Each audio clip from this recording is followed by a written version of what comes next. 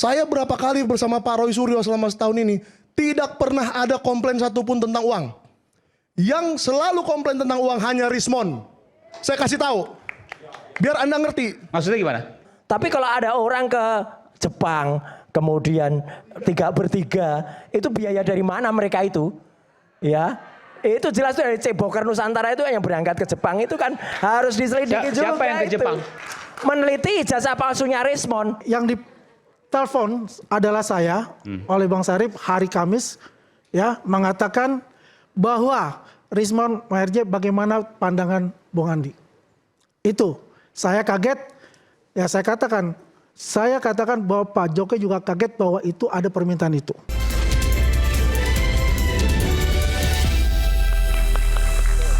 Oke, sekarang saya berikan kesempatan ke Bung Michael Sinaga, silakan.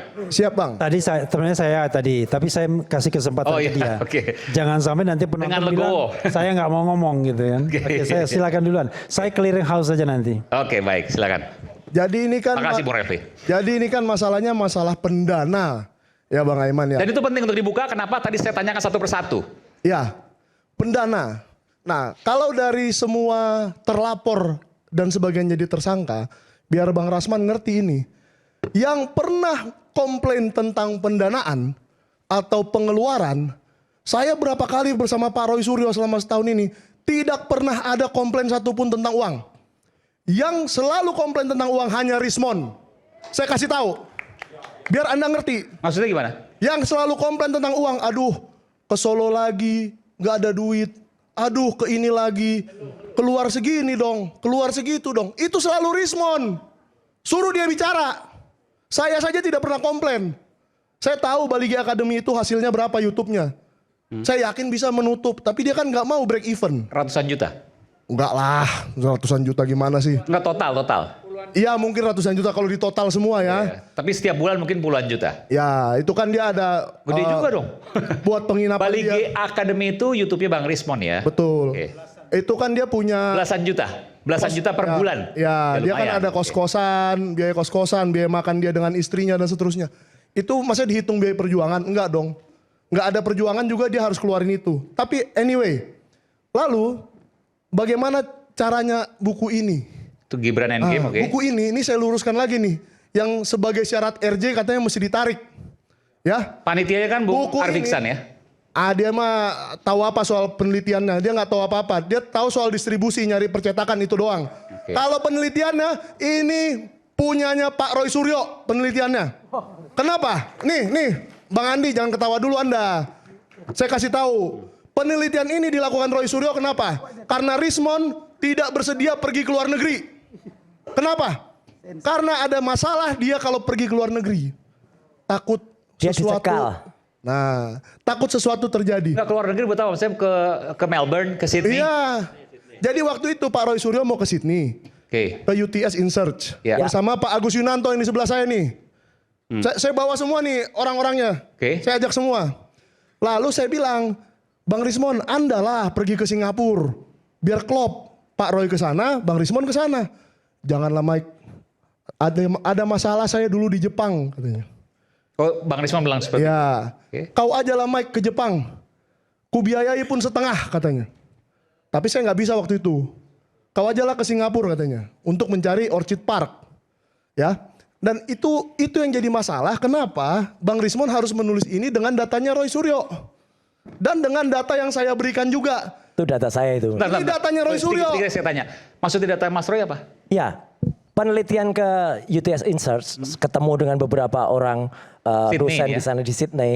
Kemudian kita ketemu dengan orang-orang yang dulu seangkatan dengan Gibran dan mereka tidak mengenal Gibran. Jadi bisa kita pastikan bahwa Gibran itu memang tidak selesai. Enggak, maksudnya datanya Mas Roy itu Mas Roy ke Sydney. Saya ke Pergi. Sydney. Oke. Data ini. Dan satu lagi Mas Aim yang penting. Ya. Saya pergi bersama Pak Agus Yunanto ini. Sama sekali nggak ada yang membiayai. Saya keluar uang sendiri. Kalau memang hanya tiket tuh ke Sydney aja kan saya masih mampu lah keluar kayak gitu. Bolak-balik sekitar berapa? Bolak-balik sekitar 5 juta lah. Masih Bolak-balik ada. lebih dong. Sydney. Enggak. Oh Sydney ya bolak-balik sekitar 8, sekian ya. Ya, gitu. 10 lah kurang. 10. Artinya itu kita masih mampu. Tapi kalau ada orang ke Jepang, kemudian 3 bertiga, itu biaya dari mana mereka itu? Ya, Itu jelas tuh dari Ceboker Nusantara itu yang berangkat ke Jepang itu kan harus diselidiki juga. Siapa yang ke itu. Jepang? Meneliti ijazah palsunya Rismond dan Joshua. uniknya sekarang. Oke. Saya sebut Bang, Joshua Sinambela yang pernah berbohong di sini. Ya. Itu yang ke Jepang. Lucunya sekarang Bertiga. itu nggak ada keterusannya. Mau meneliti soal ijazahnya Bang Rismond. Iya. Itu Dan bertiga ke sana Anda bertiga. katakan. Pasti Dan ada yang biayai maksudnya gitu. Makanya kan yang jelas yang satu orang aja Aiman, itu nanti tadinya aku di jawab Manado. Satu yang di Manado Mewakili teman-teman dipindah semua. ke Jakarta, Aku jawab, aku diinapkan tahu di itu. apartemen di Jakarta. Itu jelas lah orang itu jelas pengangguran tadinya dibawa ke Jakarta, diinapkan di Anu. Nanti Dan saya yang berikan jelas gini, kesempatan pada yang penting apa? Penelitiannya itu hasilnya bahwa Rismond itu berbohong soal ijazah doktornya. Itu sekarang mana? Apakah jangan-jangan itu dibarter ya dengan pengakuan dia? Ini rakyat Indonesia harus mengejar. Rismond nggak bisa lagi ngomong jelas. Maksudnya Bang Rismond punya masalah di dugaan ijazah palsunya yang bersangkutan. Iya itu Lalu dibongkar, kemudian dibongkar RJ. sendiri mereka. Iya. Jadi kemudian selesai kasusnya Bang Rismond. Betul. Dan itu jelas dia kalau mau ngomong apapun nol besar sekarang. Orang peneliti itu bisa saja salah, tapi peneliti nggak boleh bohong soal ijazahnya. Dan itu jelas Rismond Sianipar sudah bohong soal ijazahnya. Selesai. Dan kita harus ingat siapa yang membawa Rismond ke masyarakat Indonesia? Orang namanya Otto Hasibuan. Itu yang membawa. Jadi kalau mau tanya Apa kaitannya Pak Otto? rangkaian ketika sidang Jessica. Oh enggak, tapi kan enggak ada kaitan nama ini dong Pak Otto. Ada anaknya Otto kan sekarang temannya Prof Firmanto. Iya, enggak. gitu. Saya tahu anaknya Pak Iya. Otto nikah dengan Prof Ya, Firmanto. artinya- Tapi pertanyaan saya kan enggak ada kaitan dengan Nggak ada Pak Otto tanggung hari ini jawabnya dengan siapa ijazah Rismond. palsu. Dengan Siapa dugaan tanggung ijazah jawab palsu. Rismond ya dia mereka lah. Jadi circle-nya mereka lah. Gitu. Saya izin tambahkan Bang Aiman tentang ke Sydney. Ya. Saya ngajak Mas Roy ke Sydney karena di Bapak sana siapa namanya? Mohon maaf. nama saya Agus Yunanto. Oke, Anda sebagai apa maksudnya ke Saya aktivis. Sekjen FDI. Saya Sekjen Forum Diaspora Indonesia, tapi sekarang sudah diganti menjadi Forum Komunikasi Diaspora Indonesia. Anda lulusan alumni dari Enggak, saya dulu pernah tinggal di Inggris. Inggris, Ya. oke. Kemudian saya ajak Mas Roy ke Sydney karena di sana ada sahabat saya namanya Pak Iksan Katwande yang pernah mendampingi pernah mendampingi Pernah live di sini. Gibran tahun 2018 ketika Gibran waktu itu berkunjung ke Sydney ikut bapaknya. Ya. Enggak kaitan ke data ini maksudnya apa? Oke gini, ini masalah biaya. Kayak biaya, iya. Kita fokus Biaya, ya. biaya. Saya dan Mas Roy berangkat ke Sydney, tiket dan visa biaya kami masing-masing sendiri. Tidak ada yang bantu kami. Saya tahu tiket Mas Roy saya yang ngurusin, tapi uangnya dari Mas Roy transfer ke saya belikan tiket. 9 juta kurang lebih. Bolak-balik. Pulang pergi. Ya, oke. Saya juga hampir sama. Itu biaya kami sendiri. Itu yang perlu saya sampaikan bahwa tidak ada bohir. Nah, selama kami di Sydney, teman-teman FDI Sydney lah yang menampung kami nginep di rumahnya mereka, bukan di Forum hotel. Diaspora, oke. Ya, nggak ada kami duit untuk nginep di hotel. Tinggal di rumah mereka. Numpang di rumah. Iya, saya tinggal di rumahnya sahabat saya, Mas Roy tinggal di rumah yang lainnya. Jadi kami masing-masing tinggal di rumah yang berbeda. Karena apa? Kamarnya cuma satu, nggak bisa berdua. Itu harus saya sampaikan. Jadi nggak ada bantuan dana apapun kecuali kami sendiri. Di sana ya kami difasilitasi ya diantar jemput pakai mobil mereka, pakai uang bensinnya mereka, makan juga mereka yang tanggung. Dari uangnya sendiri, nggak ada, zero. Kami sendiri. Dari mana? Ya saya punya uang pensiun, saya kumpul buat beli tiket. Nggak ada Mas Aiman. Ini harus saya sampaikan. Saya ini bukan siapa-siapa.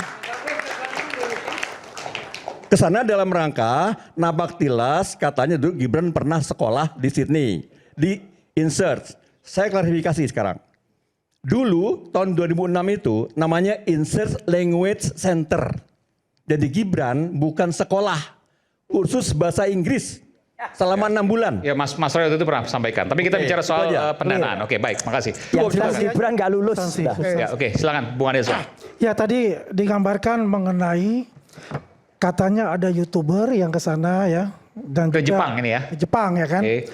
Ini kan dikaitkan bahwasanya YouTuber ini pengangguran ya. Taufik Bill Haki ya, dia bukan pengangguran. Ini saya jelaskan dulu. Jadi gini. Saya mesti jelaskan ini. Ya, saya sebentar. Mereka- Supaya pemirsa ingat, sebentar. Jadi ada 3 orang YouTuber Ya. yang mau meneliti ijazah Bang Rismond. Bukan itu kemudian meneliti.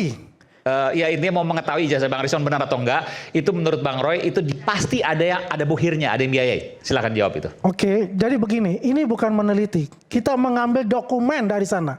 Sebelumnya kan saya sudah katakan di sini juga 8 bulan yang lalu ya kita sudah melakukan penelitian itu dan berkomunikasi dengan Yamaguchi. Dan akhirnya kan terbukti. Untuk menjelaskan itu semua, ya kita datang ke sana memang diundang. Oke? Untuk bertemu dengan Yamaguchi di sana. Berangkatlah 3 orang ini, karena 3 orang inilah, 1 sebagai saksi pelapor, yang 2 ini yang memang berkomunikasi langsung dengan Yamaguchi itu. Ya, apakah biayanya dari mana? Saya jelaskan.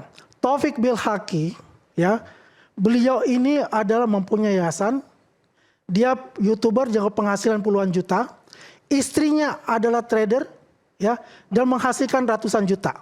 Saya katakan itu clear untuk itu.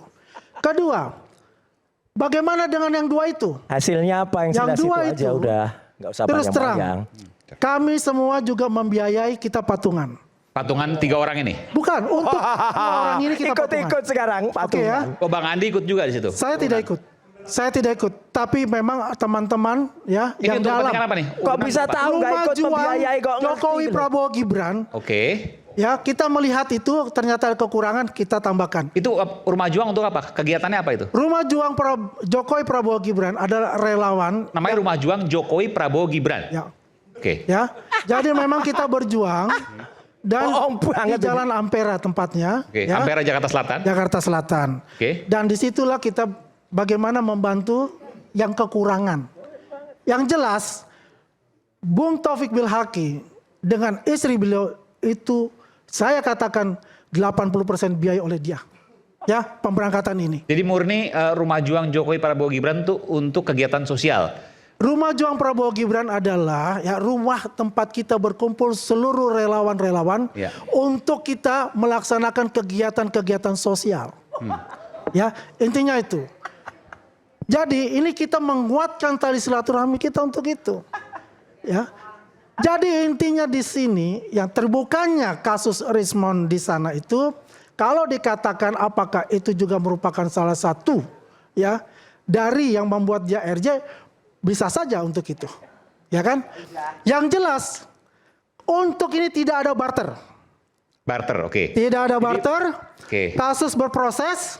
Karena ada juga dari saya. Ya udah kita tunggu Ya. Rismon masuk. Kemudian udah jelas. ini berjalan. Oke. Jadi nggak ada barter yang selama ini disebutkan. Tidak ada barter sama Karena sekali.